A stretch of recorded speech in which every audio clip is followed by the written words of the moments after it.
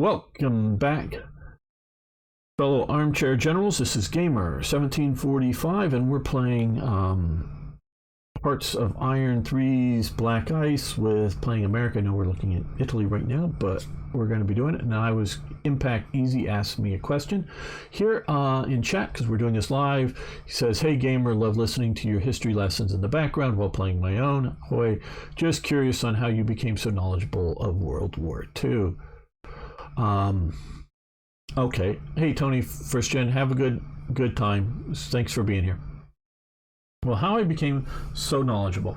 Well, when I was in kindergarten, well, even before I was in kindergarten. Now, kindergarten here in America, I found out in Europe it's a bit different. You go into a sort of, it's school, so the first year you're 5 years old. Well, even before then, I like to watch war movies. And, you know, being that age, you're not getting too much of understanding it, and, you know, the difference between some of the wars were lost on me. But watching war movies as a kid, I mean, my dad likes them well enough, but he's not a big enthusiast or anything. I'm much more so. So it wasn't really like taught it by my parents. It was really liked war movies and got into this. And so this is, you know, before I'm even 5 years old. Well, I remember as a kid going to kindergarten, and sometimes, I don't know if it was like once a week or once every other week or something. It was, I think, like on Fridays, the class would sort of walk as a group a few blocks to the local public library that had a fairly large kids section. Well, I got permission to not be in the kids section because I wanted to go over into the military war section of, you know, small public library, but to the kid, it's a lot of books.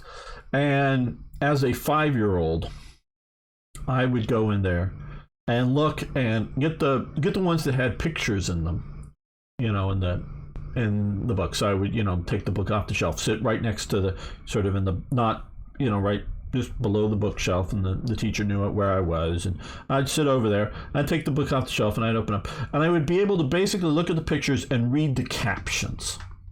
You know, I wasn't really not that my reading comprehension wasn't great, but it was probably better than average. And so I wasn't trying to sit there and read the bulk of the text. It was just the captions to the pictures and sort of getting an idea. That is where I started when I started reading and knowing about history. So I'm now in my 50s. So back when I was at least 5 years old, I was reading history books, not very well, and I'm not trying to make it out that I'm some sort of super great prodigy and knew everything. But, you know, I had the general idea of World War II. And also at around that time, and I know the history because especially things like Ultra were still secret and they didn't know about it. And other better histories have come along since, but it's still a great series, and was the greatest or best thing at the time was World at War. It was a television series. I believe it was done by Thames Television in Britain, narrated by Laurence Olivier, or Sir Laurence Olivier.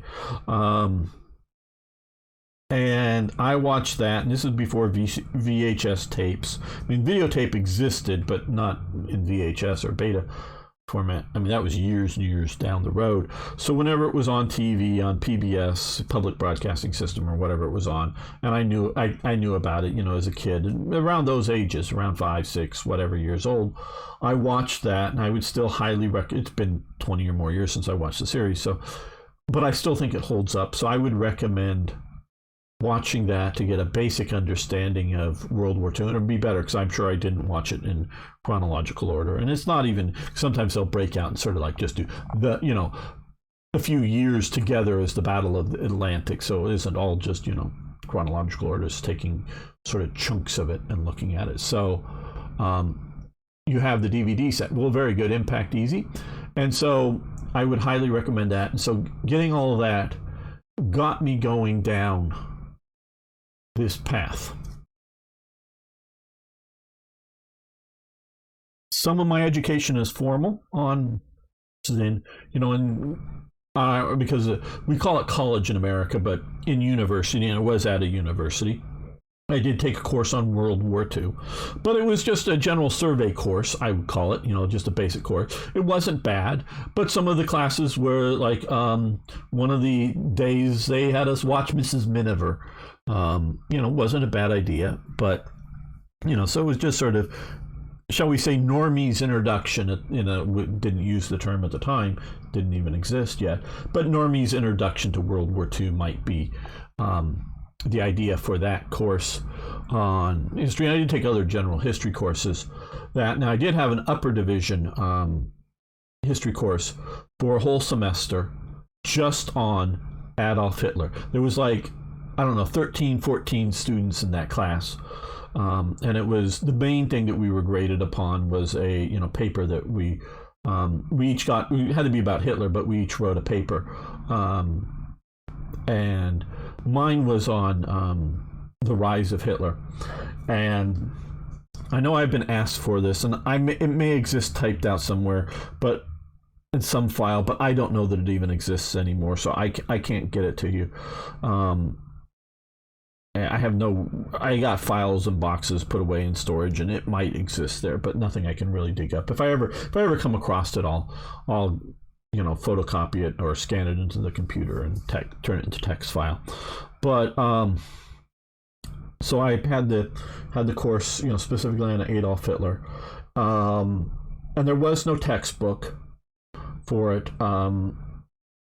It was a lecture course, but it wasn't a lecture course. It was because again it's so small. It was a discussion course, and we each had to pick a topic about Hitler.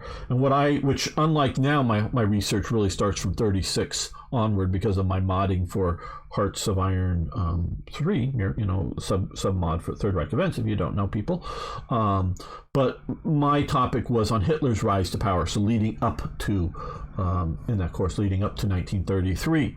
And I was one of the main talkers in the class, probably the one that talked the most. And so the teacher knew I knew the history well enough. Well, when I turned in my paper, I don't know, I had 3 or 4 footnotes. And instead of failing me, he turned it back, because I turned it in on time or whatnot, but not early enough for it to a rewrite on time.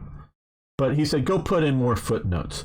Because I just wrote this from memory. I didn't look the stuff up because I literally sat there and wrote the paper from just basically. I looked up a date or two because as discussing, I don't keep all the dates in my head.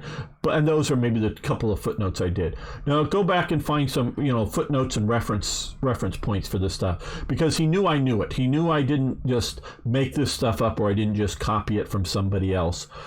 He knew I knew the history well enough, and I still have the main book I used was Charles Flood's biography of Hitler and dealing with his early years.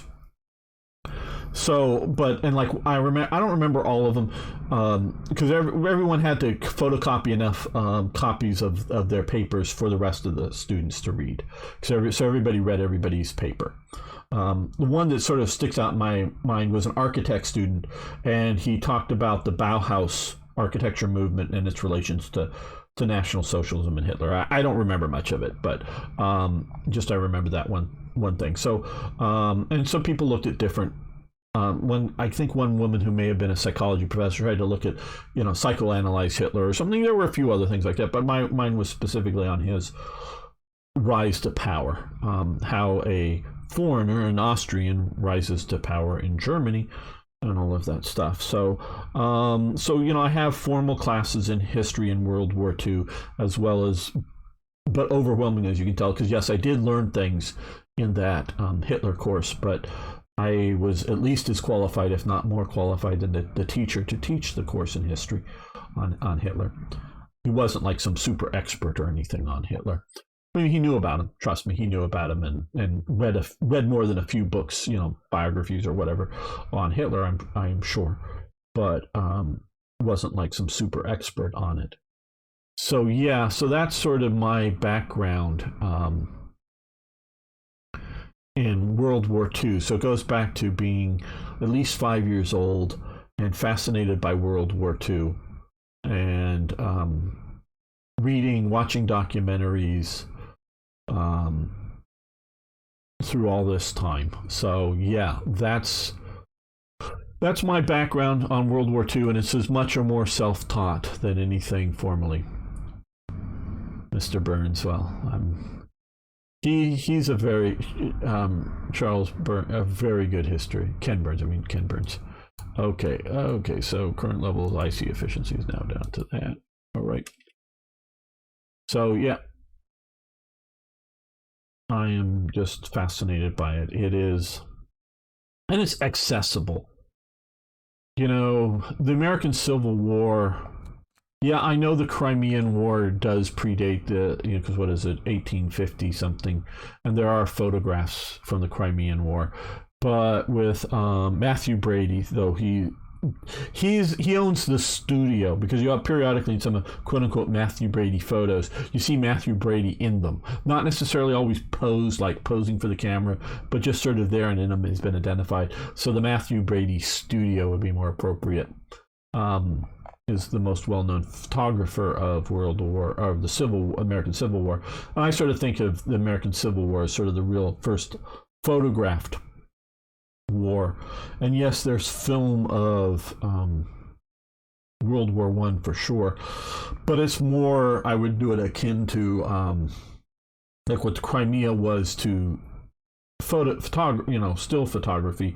World War I was to, motion picture photography of actual sort of the war, and it's around, and you can see, like, I really love See an Arsenal here, the channel on YouTube, where they take a gun like the Mauser Gewehr 98 and spend 40 minutes to an hour plus talking about the development of the gun, how the gun works, shooting the gun, and how it was used in the war, as in what armies used it and all that kind of stuff. Really good. So if you want to get 40 minutes to an hour of a good history of a particular small arm, they're a great one. And they'll show clips of war footage now and again, but it's rare.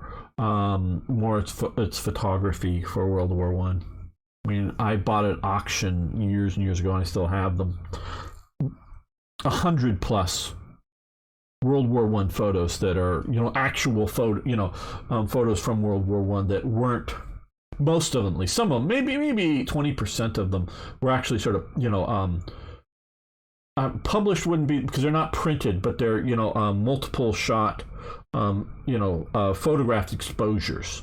So these aren't like printed from a newspaper or in a book with, dots. These are, actual exposed photographs from World War I, but a bunch are unique from World War I. So there's lots of World War I photography, but film is, very, very limited on World War I. Even behind the scene, troops just marching around or whatever, non-combat but military or footage, it exists.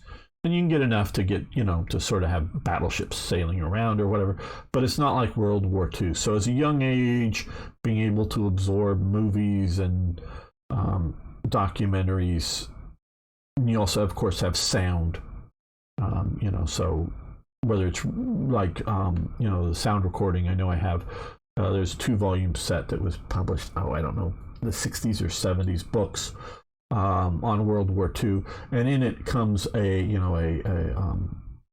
have to have a record player, but comes a record, or is it one or two records, and like one of the tracks on it is an actual audio recording of Churchill's speech, we'll fight them on the beaches and whatever. So it's the first one that you can really sort of get sound connected to film and whatnot, so it's accessible on it. So you're very welcome, and I think it's interesting, and so that is why, and of course it is a globally altering event. World War II, obviously it's a world, and it's that much. So it's not like, the Vietnam War, which and also there's a lot of stuff published and have been published on World War II. World War II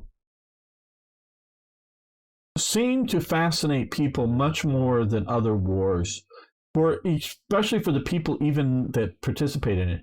Because you look at even the 50s and the 60s, with a lot of people of the generation who, a lot of them who fought in the war, but who were definitely alive during the war, bought books like that, and large numbers of books that were published, compared to the amount of books that were published on World War One. After it, World War One is just a fraction of the books compared to World War II published on, during the first 10 or 20 years post the war. I mean, obviously you have them. You have like Rommel's infantry attacks, which I've read a few times.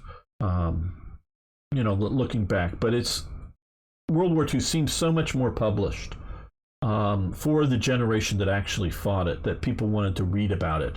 And maybe it's because, the guy in the 3rd Infantry Division, or the guy in, out in the Pacific on a ship or whatever, knows everything about what he did. Maybe he, took down a diary, knows, what it's like to be in that part of the narrow focus of what you're looking out of. But if you're on a ship, whether it's a battleship or a supply ship, you may want to know what happened in that battle that you were in, because all you remember is shoving rounds up into the the gun, or aiming the Oerlikon at the incoming kamikazes, and it's a traumatic moment. But you want to learn about the battle that you participated in, because all you remember is sitting on the side of an aircraft carrier shooting your Oerlikon gun, and it's a something of a traumatic moment, just because there's adrenaline going and you're shooting down kamikazes. Even if nothing bad happened to you or your carrier, it's still doing it. But you want to know about the the campaign that carrier was in, and what you were doing, because you're just a small cog in it. That maybe there's more of an interest of that, and since it's global, so there's so much. I think Vietnam had a far greater global impact than people realize, perhaps much due to certain key people involved would happen if the war lost or not. Okay, now I almost started to use Vietnam. I would say no. I mean, it had a big impact, but really it's just it's a major point in a greater Cold War, and it needs to be understood in that context. My dad, who did not go to Vietnam, he was just slightly a little old, and specifically didn't want to, partially because of my mother's insistence that said, if you go to Vietnam, I won't marry you. Not that wouldn't maybe ever marry you, but I won't marry you and then you go off to Vietnam, kind of thing. So he actually got a job for the Navy Department, and he ended up a career working as a civilian for the Department of Defense. So he, military adjacent, but he was a bit old. To go, but would have been one of the older guys, but still of the possible generation to go. And so he didn't go, but he knew a lot of veterans, of course. And it was probably about the 90s or so, he read a bunch of books on Vietnam that, just look at different experiences within it. The Vietnam War is important. Probably in its impact, I would put Korea as a bigger impact, as a hard stopping point to Soviet push out. World War II is not as interesting as World War III. Hello, Ragar. How you doing? Well, we haven't had World War III yet, so now it may be starting, but if it's starting, it's sort of in the days of Japan invading China era, that in 1938 or whatever, 37, 38. In that it's yet to break out and spread into general great powers shooting at each other. We have a great power, which Japan was a great power in the 1930s. One of the minor of the great powers, but still a great power. We have a great power invading a minor power. Ukraine is at best a minor power. It's not. It was a corrupt state. It is a corrupt state, but it isn't a failed state. Like you find in places in Africa, or most of Africa, to one degree or another. But I would say most, and I would say South Africa is trying to become a failed state as quickly, as fast as possible. The only nation that is either post-colonial or post-white governed, because put Rhodesia's unilateral declaration of independence is, in my opinion, post-colonial, and South Africa's apartheid government was post-colonial, in my opinion, is defines the only one that is doing better than it did under colonial government, to my knowledge, in sub-Saharan Africa, non-Arabic Africa, however you want to look at it, is Botswana. And it's a underpopulated sort of desert country that's actually doing pretty damn great from what I hear. I mean, it's doing better than it did under colonial government, but that's sort of a unique situation out of that. And so, but I would say just because of, so we don't yet have World War III, because we don't yet have two great powers even fighting each other directly. This is more like Japan has invaded China, and Germany or the Soviet Union or America, because those sort of the order of it, is supplying supplies to China to keep China in the fight, but nobody's directly challenging Japan war in the country. So that's where I would put this. And these kinds of things have been happening for hundreds of years. And it's only sometimes do they break out into a greater war between great powers, and whether it becomes globally done or a true world war is yet to be seen. It may. People are trying new weapon systems to prepare for the real deal. Yeah, people are giving all kinds of weapon systems. I'm surprised at how much have been given in there that is obviously going to fall into both the hands of the Russians and the Chinese, like the NLAWs and other things. If they didn't already, they're going to get working examples of and take apart and look at in details, which either will help them develop better weapons similar for themselves, and or help them build countermeasures to said weapons. As wars fade into history, people look at it and assign simplistic descriptions. Yes, that's quite true.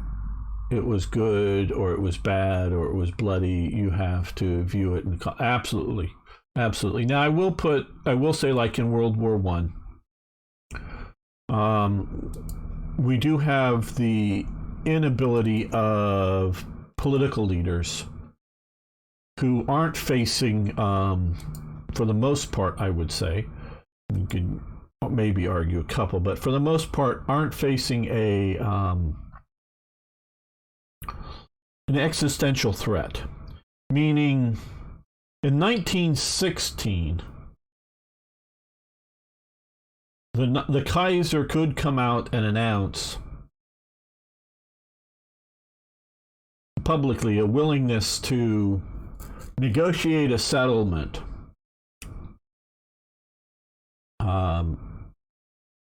or that wouldn't collapse. I don't think it would in 1916 collapse, because Kaiser's Germany, or even the Austrian Kaiser, are not nearly as a brittle regime as Russia is. Oh, good. We got some carrier air groups. I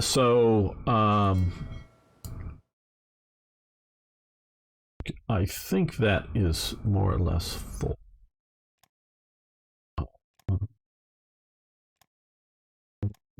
Okay. Where? I don't. Okay. CV Yorktown. Okay. Oh no, it just. I don't know. I'm gonna hope most of these carrier air wings are full. So we have a few more carriers over here, I think. Okay, we have one carrier air wing for anti-submarine patrol on that. We have a CVL for that. That carries just one. Okay, we have the Intrepid we put here. Okay. Did I also throw in? Okay, we have here. We have the Franklin and the Intrepid. Let's move. We're trying to set up another proper CV, not a CVL group. I do have a group of CVLs sitting over on the East Coast, but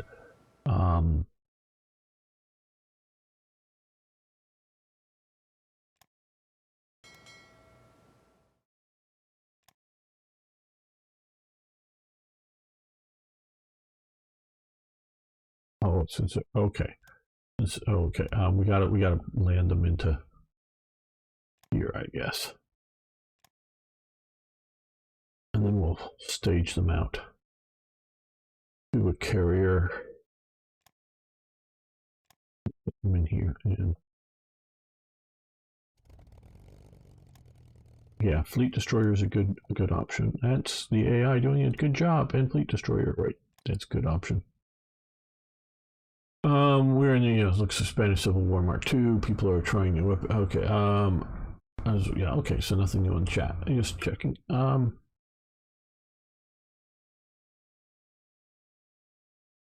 And particularly governments became complacent.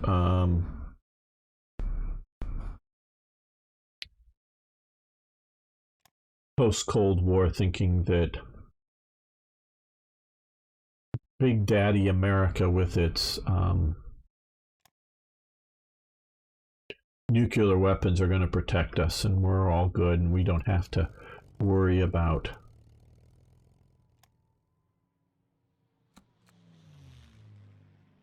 defending ourselves.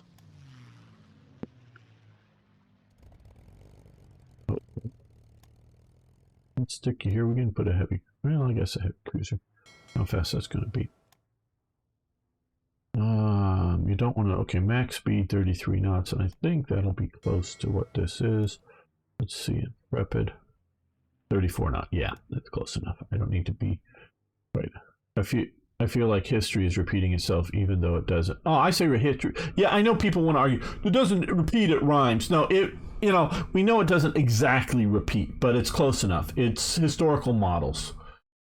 The Hong Kong situation I see now, Czech Republic before. Taiwan, I feel, is Poland in our time. Well,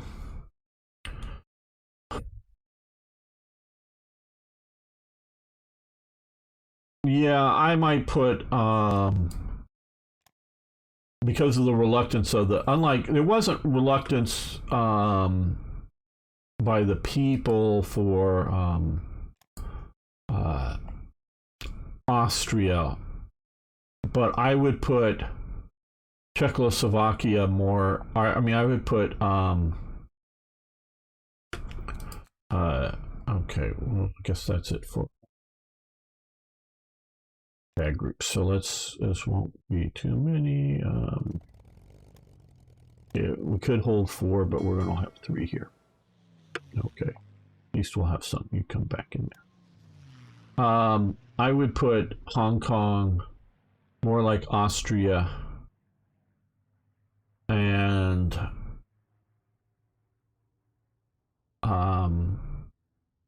Taiwan more like the Czech Republic. If we're gonna try to model them in, and there is not even a minority. There is no to the best of my knowledge, there is no significant political movement in Hong Kong. I mean, in Taiwan, that is pro-unification with China. I know the Chinese nationalists, and I forget some of the details of the sort of older conservatives, actually were thinking of trying to reunify, as opposed to waiting for the communists to collapse and then getting back all of China, or somehow reconquering China. We're actually thinking that China was going to be authoritarian but no longer communist, and we could maybe reunify. That party and that element of it, to my best of my knowledge, has collapsed. I mean, the party still exists, but none of them are really pushing for unification, especially watching what happened in Hong Kong recently. So even those that were more for rapprochement, as opposed to the idea of setting up a truly independent Taiwan forever, being modern day Austrian, that we speak German sort of kinda, but we're not Germans, we're Austrians. No, we're not Germans, we're Austrians. I think the Taiwanese, for the most part, there is not overwhelmingly, I would say the Sudeten Germans wanted reunification even under the Nazis. I'm not saying 80 or 90% of the Sudeten Germans were all truly Nazis in true belief. They just saw the Nazis as the party that was going to get them unification. And so whatever the personal beliefs, and I don't know, and I don't know that anybody's ever done or could do a historical look of what the actual belief system of these former German members of the Austro-Hungarian Empire, the Austrian part of it, really sort of believed. They probably were not lovers of democracy or something like that. They probably, good state authoritarianism. But I think they just saw the sort of outward signs of National Socialism as being uber Germanism and wanted to jump on that bandwagon. I bet you there were a lot more Catholics, strong religious believers that would not have wanted to go down. I see that more strongly in Austria. Catholics, the more they got exposed to National Socialism, the less National Socialism they liked. They might have liked the Fatherland Front, which I don't know. I'm maybe adjusting my opinion on how fascistic they were. Whether more nationalistic or more fascistic, I'm not sure. I've had one German speaker go in and truly try to look, and they really don't seem to use the term fascism for themselves. That makes me, or something like that, into their period literature. That's sort of the key. What do they call themselves? Hong Kong should be part of China. Why? It's a British colony. Hong Kong was a bare fucking rock basically before the British showed up, and the peninsula that they got in the New Territories 100-year treaty was largely uninhabited too, but maybe not quite a bare rock that Hong Kong was when they got it.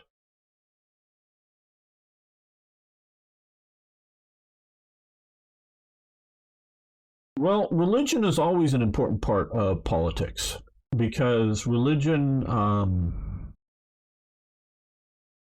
look, there's difference between believing in a God and not. And there's a difference between believing either in a particular religion or a particular church and whether you believe in God or not. But even if you don't believe in a particular church and you don't even believe in the existence of God, I would argue most all Dutchmen and women, we just use the term Dutchman here in America or whatever, but are in essence culturally Protestant. Notice I said culturally Protestant. I'm not saying, because I know Arno is here and he's not a religious believer, and that's fine. This isn't my view of religion. This is my understanding it. And Protestantism is a reforming, and I've, as I've been thinking about this more and more, and cultures that turned Protestant wanted reform. Now, they were talking in religion, and religion in those days was structurally part of your life and controlling elements of your life, and that they had monasteries that had huge amounts of land that then religious people worked on it for the monastery.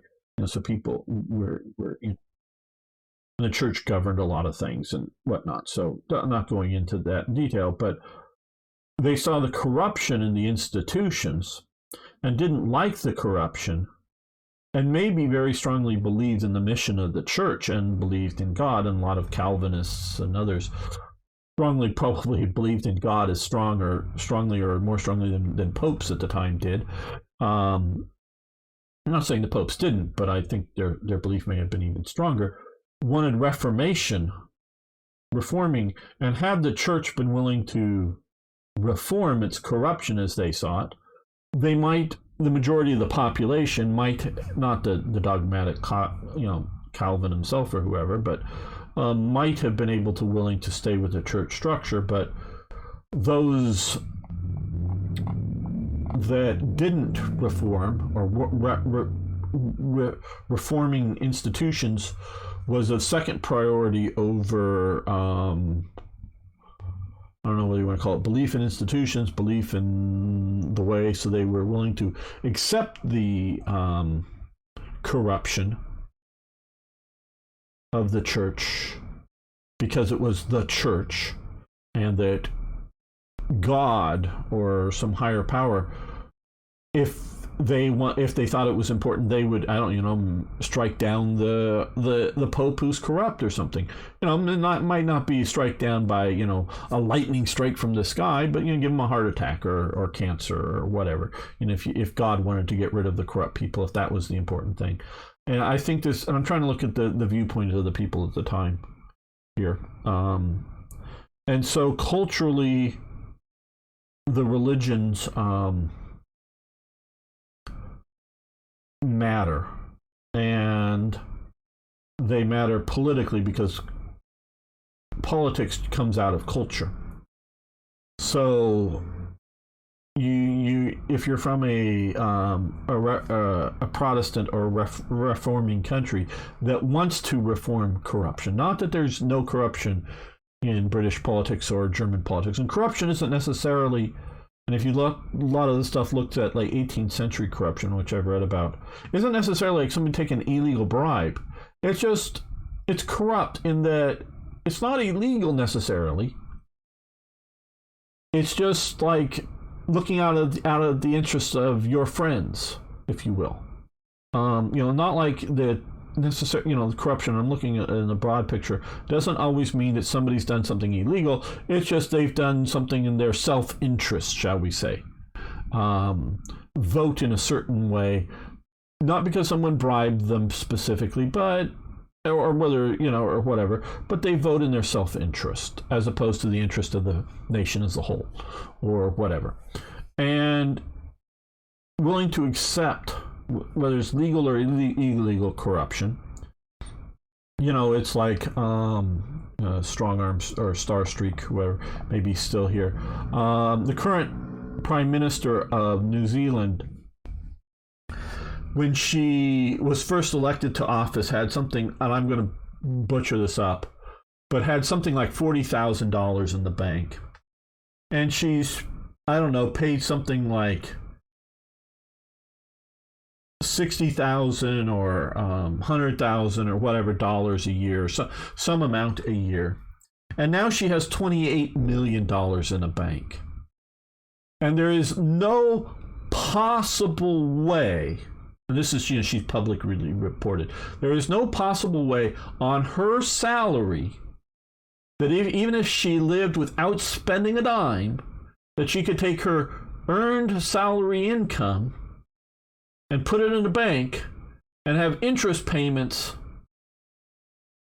to give her the $28 million or whatever. She has money that she has sitting in the bank. Not that she invested in a house or whatever else. And I probably have some of this wrong. So, if you want to correct me either now or if you're watching later, go ahead, correct me. But don't hit me hard if I'm getting some of these details wrong. But the point stands up. She has no possible way that she could have this money simply by working at her job and putting the money away in the bank. Now, does that mean she's broken any laws? Probably not. She's probably been super careful that either herself or her lawyers or whatever have looked at every single law and make sure she hasn't broken a single law.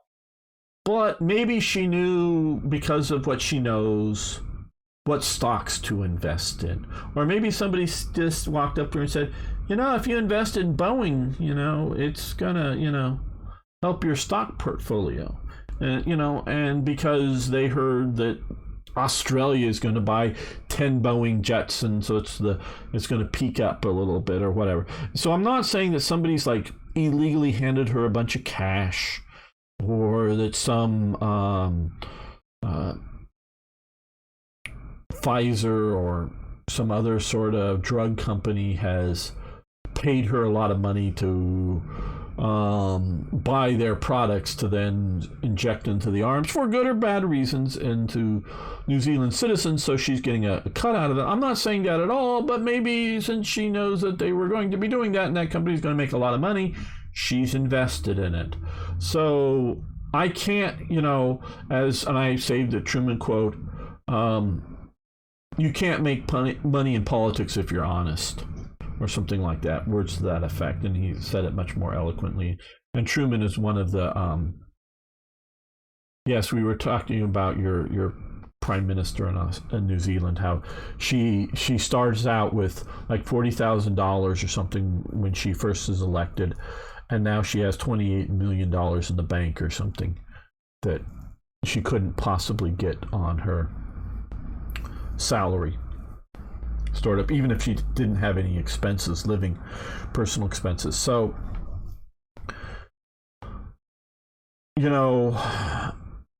Reformation countries want reform to corruption. Whether it's what they're doing isn't necessarily illegal. And most Western people, I would say about 90+% of Western people to this day accept that it is allegorical, but accept the Bible story as to creation. It was a Catholic priest who first put out the Big Bang Theory. I know there is a TV series that mocks religion called that, but that is a religious theory. And there are supposed proofs of it. I'm not saying it's incorrect, but I'm not enough to judge how they supposedly found evidence of the Big Bang Theory.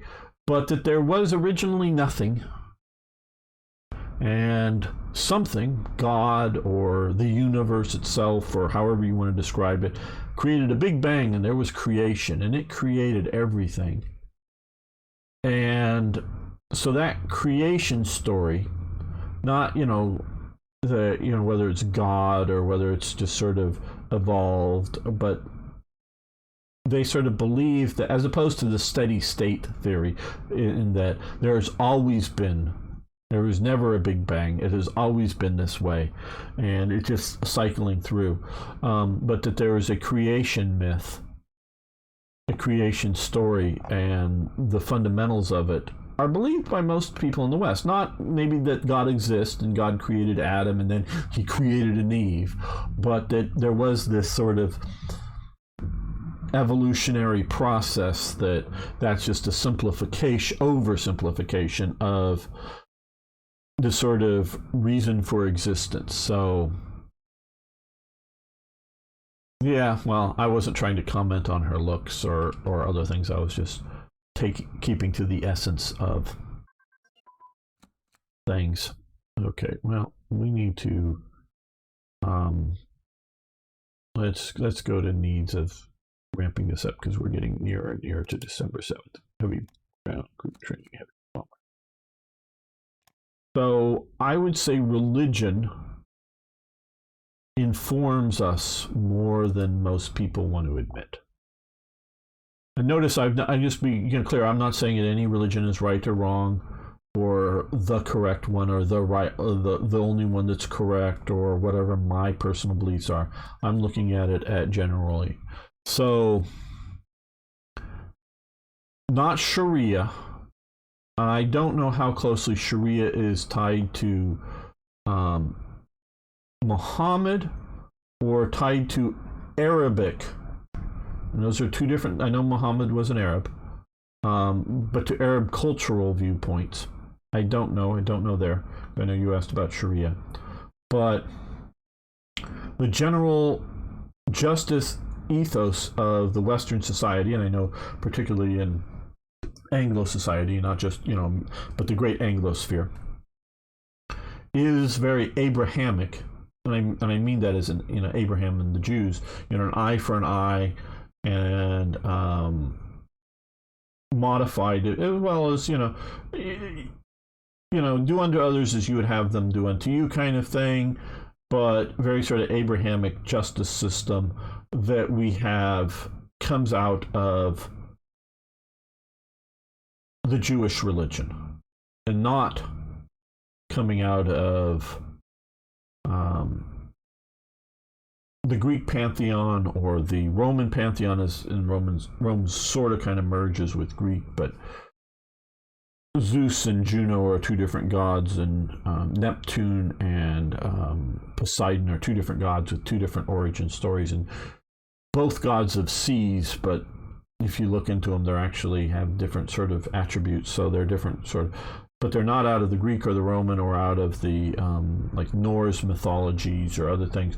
Our justice system comes from Judeo-based justice out of that religious text that informed Western judicial, and very much looking at, including the Nuremberg trials, comes out of a, I know once you sort of throw that in, but Jewish, and it's not, I don't mean it in that sort of way, but comes out of a very Christian sort of justice system, in that, yes, the most heinous were hanged, but none were burnt alive, that went through a justice system. They were hung or they were shot, meaning quick, and, maybe, being shot might be painful briefly, but not being tortured. You're not being hanged, drawn, and quartered for doing all that evil that you did. You're not being slowly burnt alive or some other torturous death. It's sort of a quick and merciful death, or a long imprisonment, or a short imprisonment. So religion does infect culturally all of that stuff. So I'm, and now because and I'll get to Plastic Gangster's comments here in just a second.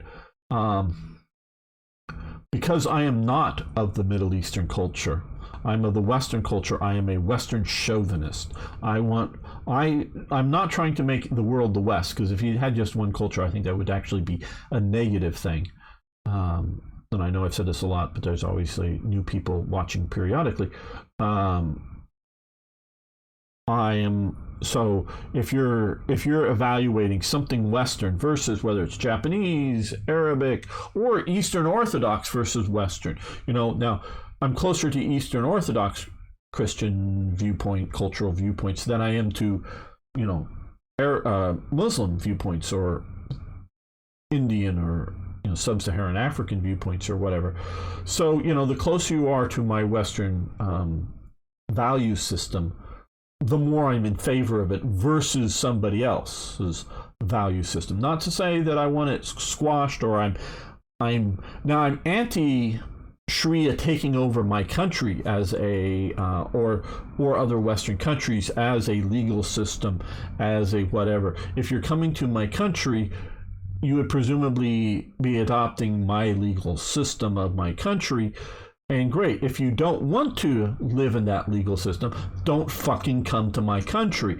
I am not the type of person, and yes, we can, mass human sacrifices and minor amounts of cannibalism. Basically, they ate the heart ceremoniously on a few things. It wasn't like a common cannibalism, to my knowledge at least, for the Aztecs, but meaning thousands or tens of thousands of people killed in a day in mass human sacrifices in there. Yeah, so if you're having a mass human sacrifice religion wherever you are on the planet, or you're doing common cannibalism, yeah, I sort of kind of think we'll kill millions of people invading your country to stop this practice, because we don't want this to go on generation after generation after generation. So there is a limit of live and let live in some other parts of the country that I am for.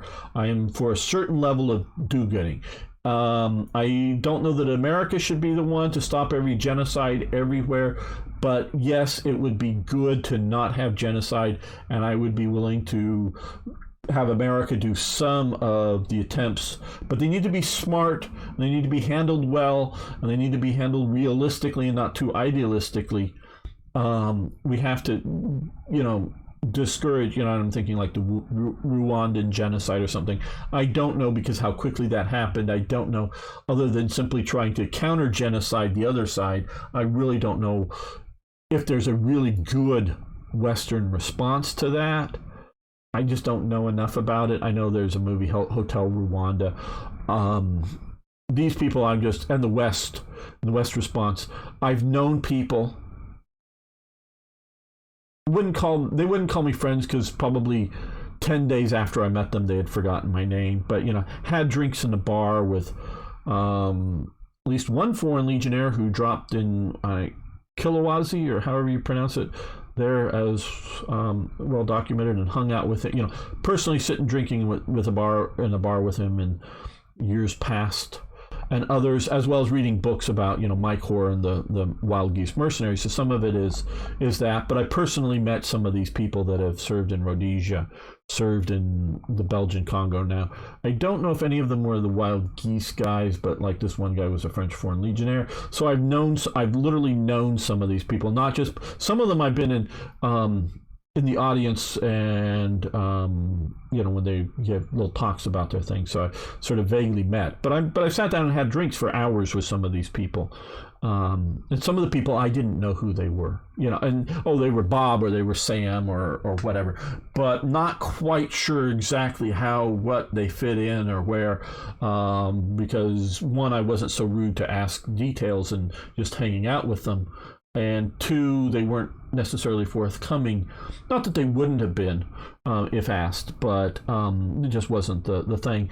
But I think some of them were specifically not wanting to talk about some of their various involvements at different times. And this is several different events that I was being able to be around as a young man, and some of the people that I've known there. And so these fucking people here, and the fucking West's response against Western, yes, white, attempts post-colonial, independence, or, trying to establish some sort of governing order into these regions, that fucked things up so badly that I'm going, you want to send in troops to stop Rwandans from butchering the other half of Rwandans? You fucking people have fucked it up so badly before, but people were trying to solve the problems here. Yes, with a gun, because other people had guns and pangas, which are a type of machete, but machete is a Mexican word, and butchering large groups of people. And not just white people, butchering large groups of people before, all in ethnic groups. But no, they didn't want to get involved, and they wanted to stop the people that were trying to solve the problem. So I'm just fucking over this Western carrying of Rwanda genocide. Oh, fuck. But yeah, at some extent, yes, if it's done right, I'm for an intervention. But otherwise, if Saudi Arabia wants to be Saudi Arabia, no real women's rights, no real whatever, well, fine, let it be.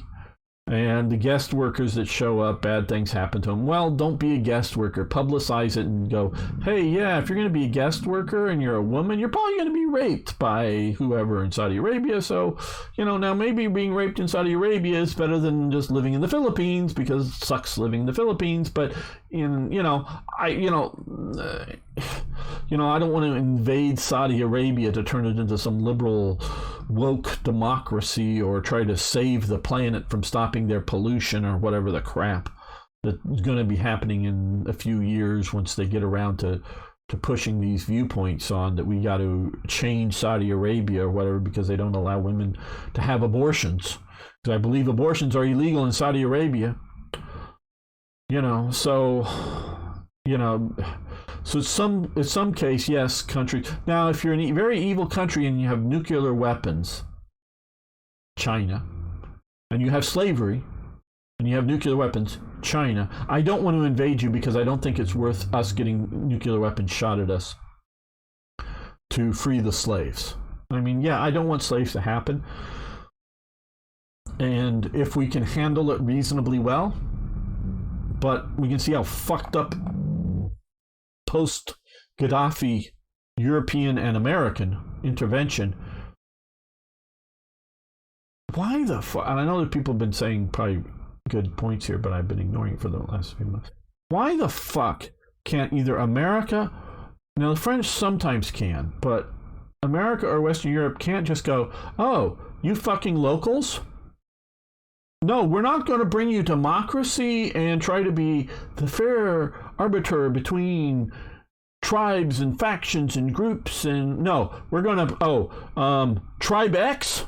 Yeah, you guys seem like you have your shit together. You're going to be in charge. We're going to put you in charge. You need some airstrikes against Tribe Y and Tribe Z. Great, we'll do that, and we're going to put you in charge. Now, hey, Tribe X, if you go off the rails like Gaddafi did, into nut jobbery. Now I know he was a nut job, but he had his patrons, of course, when they were strong in the Soviet Union, so he got Soviet Union patrons. But right now, you don't have good patrons, so don't piss us off, or we'll pick a different tribe if you go off the rails. If you do a Noriega, because he was America's puppet in the Philippines or in Panama, but he went off the rails too far, and so Bush needed to intervene in partially because they were grabbing up American citizens in Panama, and we can't have that, even though we've technically given back the canal zone.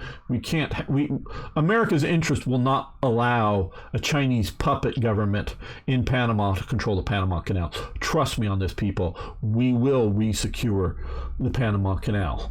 The Panama Canal is fundamentally vital to America. If the Panamanian government can run it effectively, and a Panamanian government is going to be reasonably stable, we can let you do your own thing, and it more or less is. America is not somebody who needs to, be a detail controlling empire. But Panama, the country, you are in the American sphere, and you better behave reasonably well. As long as you do that, you can do whatever you want, so long as you can within that caveat. But if you be like Noriega and go off the rails and go into all kinds of weird nut jobbery, including voodoo religionist stuff and kidnapping Americans, that was the trigger of it, legally kidnapping, arresting them for things, but not letting them see lawyers, not having good whatever, just because they were sort of criticizing whatever and not doing whatever Noriega or Noriega's underlings wanted them to do or whatever. Forget the guy's name, and we went and rescued and put on that. Yeah, you go off the rails, we're going to come after you, Panama. It's just the facts of the world, whatever the world liberal order wants to think. Panama was created by the Americans.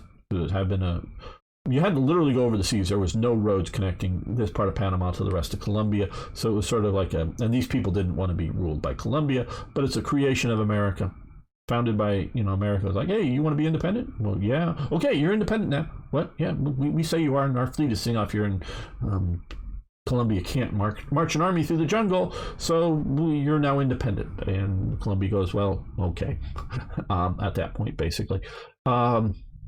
So you're an American creation, and we wanted to build a canal. So looking at that kind of thing, we need to pick our... You're going to rage against the world order? No, but the world order is collapsing. So, because we can see things like in Sri Lanka right now, it's collapsing. I'm not raging against it. I'm explaining it. Yeah, we have this kind of thing going on here, and I mostly think people should be, to an extent, left alone in their own countries. It's because of the Cold War and whatever, we needed to intervene in other areas because of what was going on. Let me try to catch up to the chat here.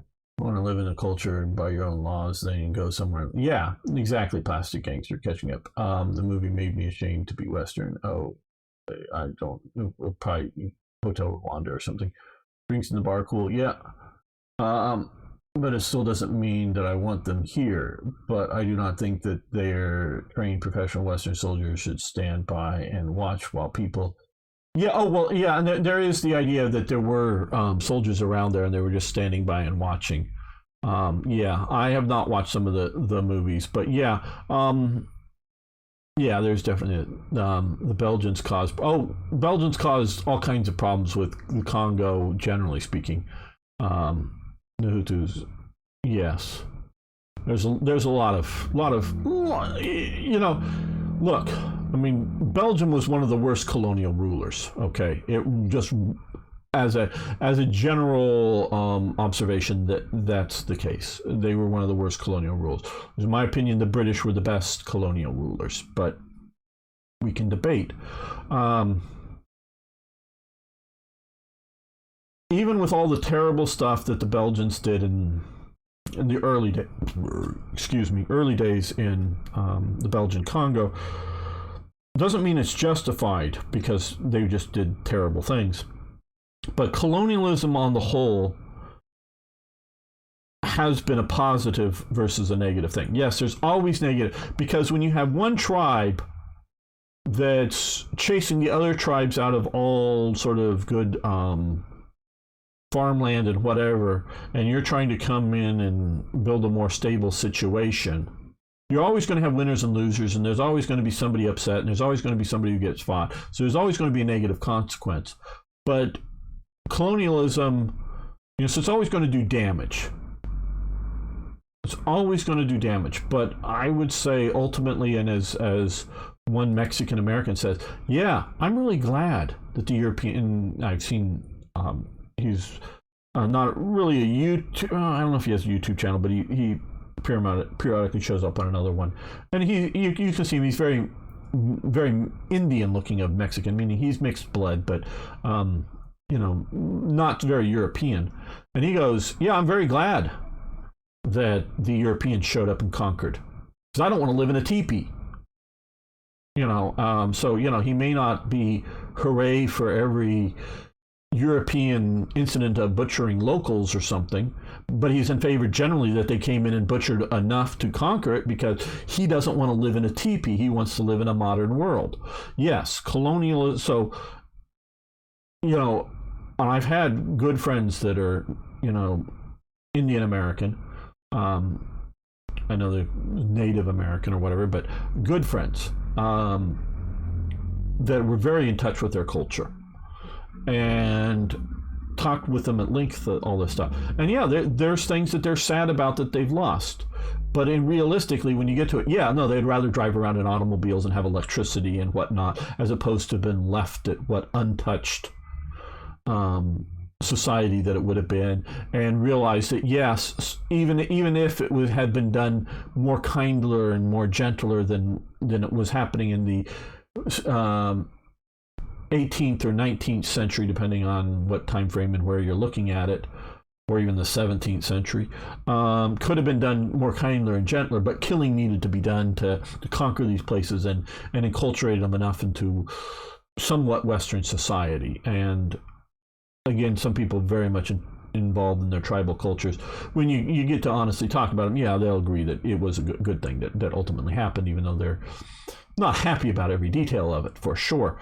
And whenever they read a cowboys and Indians type story, they're always cheering for their side over the other side. Yeah, but they realize it ultimately it comes down to it. Let me get through past. Okay, fighting stuff. If you feel like democracy isn't telling the truth, democracy doesn't tell anything. Democracy is hey Beam Slam, democracy is just a process. Governments, and so democracy is just a process. People overly use that term and thinks it's some sort of magical talisman. Didn't look up any of this, hence spelling Hutsies and Tutsis are probably wrong. But I got your meaning, and I don't care. Singapore was a British colony. It's now one of the richest countries, the highest living standard. Yes, and the reason it is one of the highest living standards in the world is I believe it has almost entirely kept the British colonial policies, including the policies of you shall not have intercultural conflicts between the Indians, the Malay, and the Chinese that live in Singapore. You will not fight each other, and you can have a mosque next to a Hindu temple or a Christian church, and you will not cause problems with each other. If you start causing problems, the government will come down on you with a big heavy fist, is my understanding is how Singapore works. And also it does help that it's a city-state. So it's small, it's not a huge, continental power. So, yeah. And when governments become detached from reality, for whatever ideological reason, they start having problems. Helping the Allies. Japan has attacked the Allies in the East Indies and are pushing their influence in the Pacific too far. It's time to help. Okay.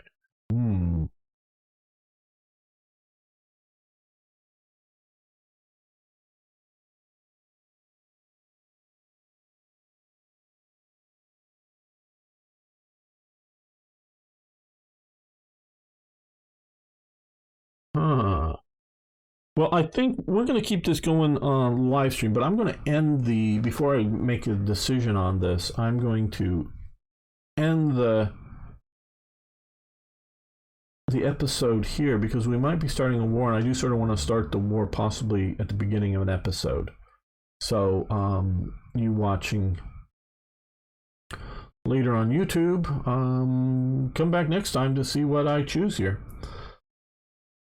Thanks for watching. Thanks for liking the videos. Love to hear your comments about anything that I'm talking about. Even if you disagree, tell me why. I mean, just tell me why. I mean, I want to know different viewpoints. I might not change mine, but at least I understand different viewpoints, or maybe I'll learn something new that modifies my viewpoints, maybe, but probably not going to overly change them. But and it's important for viewers to hear other, and I know it won't be as loud a voice if you just make comments down in the comment section, but I do want to have other people have their say. So please post comments either way. So thank you very much. See you next time for more Hearts of Iron.